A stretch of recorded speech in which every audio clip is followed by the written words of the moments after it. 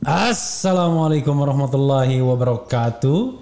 Sobat RH sekalian, jumpa lagi kita di channel yang keren ini. Keren cadas. Ya, Sobat RH sekalian, ini menarik ya. Ada pernyataan dari Kapolri ya, Kepala Kepolisian Republik Indonesia, Jenderal Tito Karnavian ya, yang mengatakan dan yang menyatakan soal kepala ikan yang busuk. Lagi-lagi itu ya, dan yang namanya ikan itu busuk dari kepalanya, katanya begitu. Nah, karena itu menarik ya untuk kita bahas lebih lanjut, mumpung ini momentumnya. Apakah nanti sebaiknya ikan ini diganti semua ya, dan diganti ikan yang baru ya, ikan air tawar. Jangan air asin ya. Apakah nanti apakah nanti cukup misalnya dipotong kepalanya saja sebagaimana dikatakan oleh Kapolri ya. Coba kita lihat Sobat RH sekalian. Oke. Kapolri kembali peringatkan anggota, ikan busuk mulai dari kepala ya. Nah, kalau kita bicara polisi, kepalanya siapa, Pak? Maksudnya adalah berarti Bapak sudah tepat mengatakan begitu. Artinya Bapak akan memulai dari diri sendiri tentunya kan. Jakarta, CNN Indonesia. Maksudnya untuk bersihin kepala. Kapolri Jenderal Listio Sigit Prabowo meminta seluruh anggota Polri berani mengoreksi pimpinan jika memang melanggar aturan atau melakukan kesalahan. Nah, bayangkan. Anggota saja disuruh mengoreksi pimpinan, apalagi pengamat intelektual. Jadi kalau pengamat intelektual mengoreksi Polri ya jangan marah. Ini perintah Kapolri ya. Termasuk para buzzer yang suka ngadu-ngadukan gitu ya ke Bareskrim gitu. Soal pencemaran nama baik lah, soal ujaran kebencian kah, soal yang terkait dengan berita bohong kah ya. Hal tersebut dan semuanya tidak terbukti. Habib Bahar tidak terbukti, Edi Mulyadi tidak terbukti kan. Mereka kan hanya dikatakan berita yang berlebih-lebihan kan, jadinya begitu. Hal tersebut Listio sampaikan saat memberi instruksi kepada seluruh jajarannya dalam video yang diunggah di media sosial. Ia juga mengingatkan agar anggota Polri tidak melakukan pelanggaran yang mencederai rasa keadilan di masyarakat. Tuh, ingat tuh. Tidak melakukan pelanggaran yang mencederai rasa keadilan di masyarakat ya. Jangan memeras. jangan pungli dan lain sebagainya ya. Oke. Ikan busuk tentunya mulai dari kepala. Mari kita saling mengingatkan. Atasan mengingatkan anak buah juga sama, ujar Listio dalam akun Instagram resminya ya. Oke. Mudah-mudahan tidak lip service ya. Mungkin perlu di polling juga ya. Oh, nanti enggak, karena ini tidak live. Listio mengungkapkan seorang anak buah boleh saja mengingatkan pimpinan bila terbukti melakukan kesalahan dalam tindakannya. Ia justru meminta, boleh juga di polling ya. Ada pernyataan bahwa enggak usah. Listio mengungkapkan seorang anak buah boleh saja mengingatkan pimpinan bila terbukti melakukan kesalahan dalam tindakannya. Ia justru meminta agar para anggotanya tidak sekadar menjalankan perintah pimpinan, terlebih jika menyadari perintah itu menyalahi aturan. Anak buah juga menyampaikan bahwa komandan sepertinya ini salah, itu sah-sah saja kata Listio ya. Ngomong begitu dikemplang kepalanya sama komandannya ya. Tahu apa kamu, kira-kira begitu. Jangan biasakan bila menerima sesuatu yang tidak pas, terus rekan-rekan tidak berani menyampaikan pendapat rekan-rekan imbuhnya. Dalam pidatonya, Listio menekankan dirinya tak ragu menindak anggota Polri yang kedapatan melanggar aturan. Ia mengatakan hal itu juga bertujuan untuk menjaga marwah dan kepercayaan terhadap institusi Polri. Listio memastikan bahwa dia tidak akan lagi melakukan teguran terhadap anggota Polri yang diduga melanggar aturan. Seluruh laporan yang masuk dipastikan bakal langsung diproses sesuai aturan yang ada.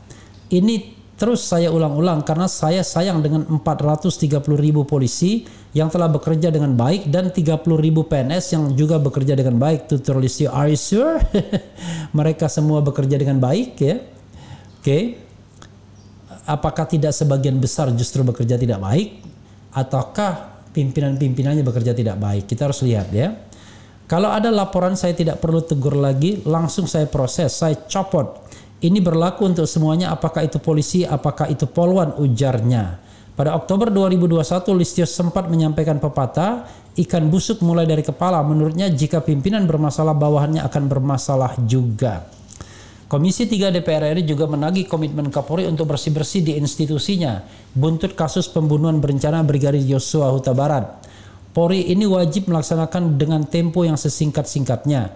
Itu adalah komitmen Pak Kapolri untuk potong kepala ikan busuk itu, kata anggota Komisi 3 DPR Rudi Masud saat komisinya rapat dengan Kapolri di gedung DPR MPR Jakarta Rabu 24 Agustus.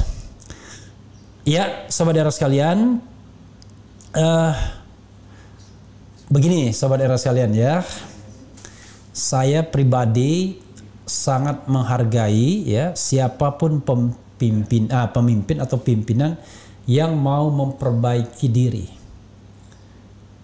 termasuk juga tentu Kapolri Listio Sigit Prabowo. Kenapa begitu?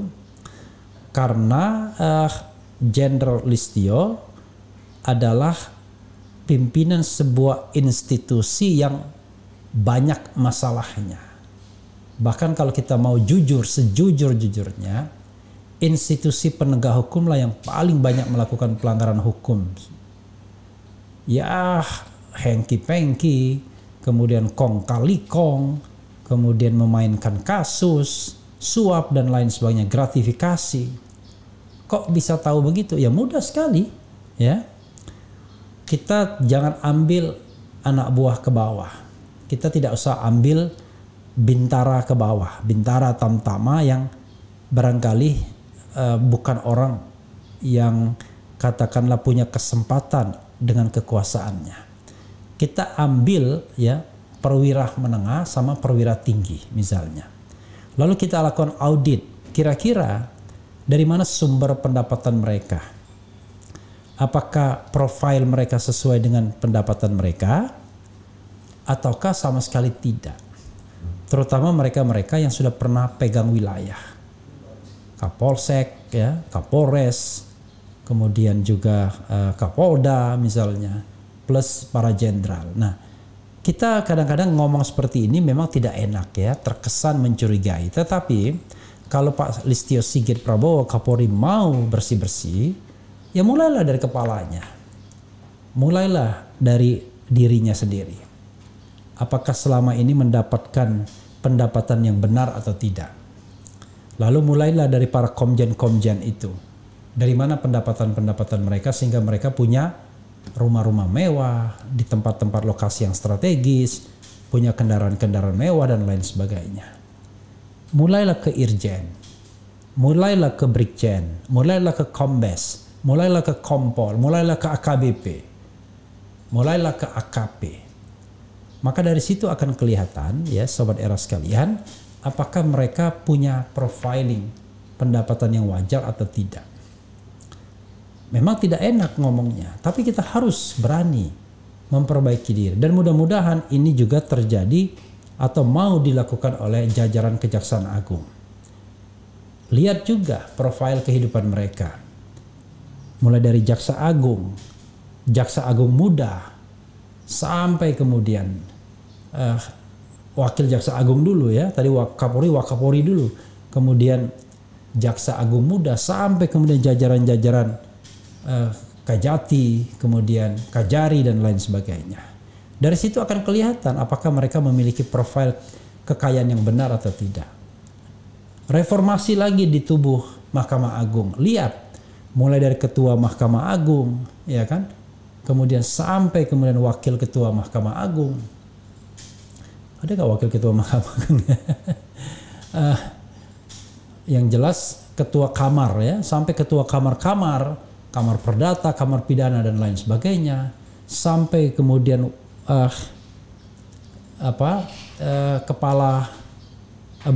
ketua pengadilan tinggi sampai ketua pengadilan negeri. Nah, dari situ kita akan lihat profil kehidupan mereka, gaji yang diberikan oleh negara sama aset yang mereka punya. Pasti orang tidak suka kalau seandainya dikutak-atik, seandainya itu tidak jujur. Tapi kalau dia peroleh dari usaha yang jujur, ya dia mudah sekali membuktikannya bahwa itu adalah perolehan dari yang jujur. Ingat dulu ada mantan pimpinan negara punya harta puluhan miliar, tiba-tiba 3/4 diantaranya dibilangnya hibah. Kira-kira begitu ya. Nah, kalau kita mau jujur lagi misalnya Sobat Era sekalian, kira-kira dari semua pejabat publik ini 100%, kira-kira berapa persen yang tidak korupsi? Jadi kalau misalnya pejabat itu kita letakkan misalnya dari eselonisasi itu mulai dari eselon 1 sampai pimpinan-pimpinan lembaga, pimpinan-pimpinan daerah, pimpinan-pimpinan penegak hukum misalnya. Pertanyaannya adalah berapa persen yang tidak korupsi, berapa persen yang tidak mendapatkan gratifikasi. Jadi kalau kita mau melakukan perubahan ini, ya memang tidak hanya di tubuh kepolisian, tapi semuanya.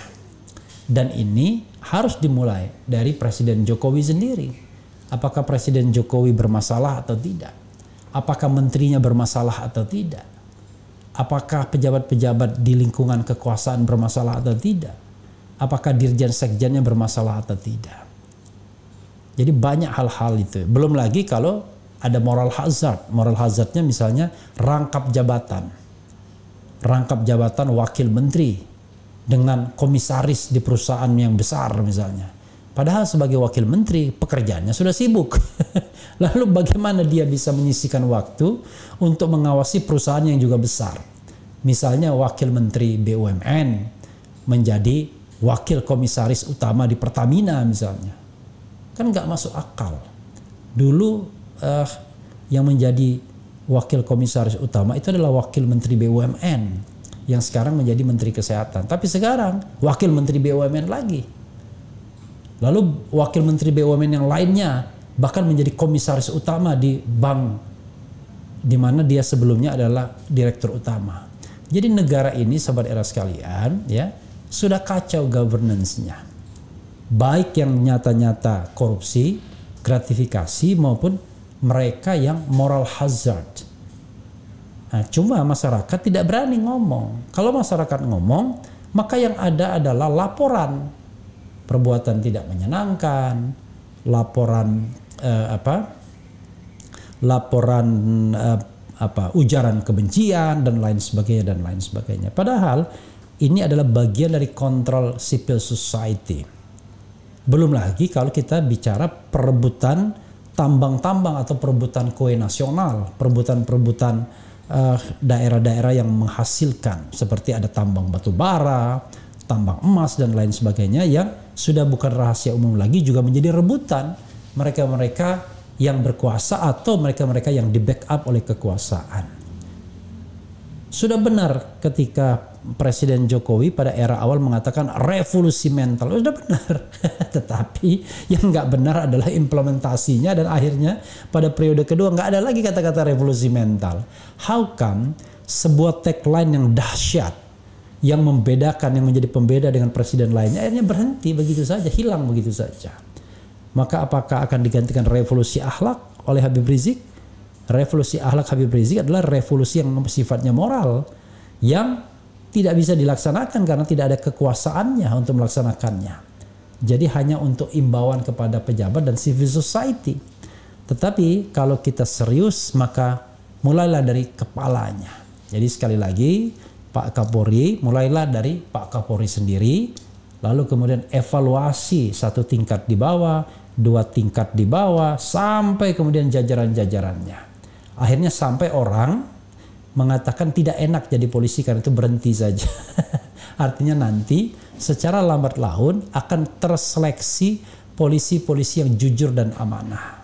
Mereka-mereka yang menjadi polisi karena ingin jujur, ingin amanah, ingin mengabdi, melindungi, mengayomi, dan melayani masyarakat. Bukan karena melihat para petinggi polisi yang hidup enak, makanya mereka mau jadi polisi, jaksa, hakim, dan lain sebagainya. Sekali lagi ya, kalau mau jadi orang kaya, ya sudah. jadilah pengusaha, jadilah orang swasta yang kalau mencari uang itu tidak akan terbentur kepada pakem-pakem atau logika-logika sebagai seorang ASN misalnya, pakem-pakem atau logika-logika sebagai katakanlah pejabat-pejabat publik yang tidak mudah mendapatkan gratifikasi ataupun fasilitasi untuk hal-hal tertentu. Bahkan to some extent pejabat publik itu bukan lebih kaya tetapi bisa lebih miskin karena kesempatan dia untuk mencari uang itu tidak ada lagi karena hidupnya hanya diabdikan untuk kepentingan publik, dan itu 24 hours. Jadi jangan kira menjadi presiden itu tidak 24 hours, menjadi menteri tidak 24 hours, kemudian menjadi Kapolri tidak 24 jam, menjadi seorang Kapolres tidak 24 jam, itu 24 jam. Jadi kalau seandainya ada seorang Kapolres, Kapolsek yang masih bisa berbisnis, berdagang dan lain sebagainya, maka patut ditanyakan.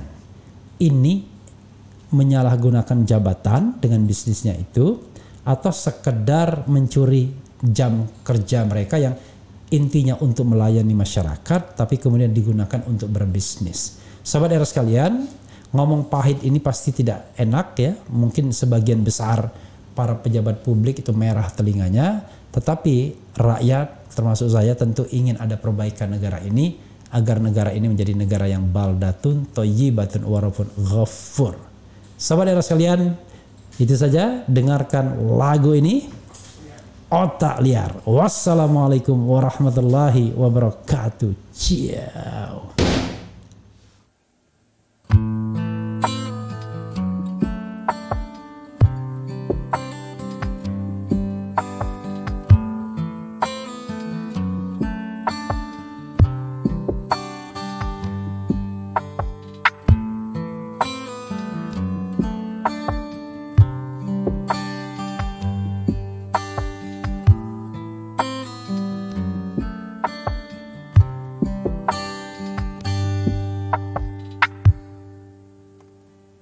Tak pernah terpikir oleh otak liarku untuk mencintaimu sampai aku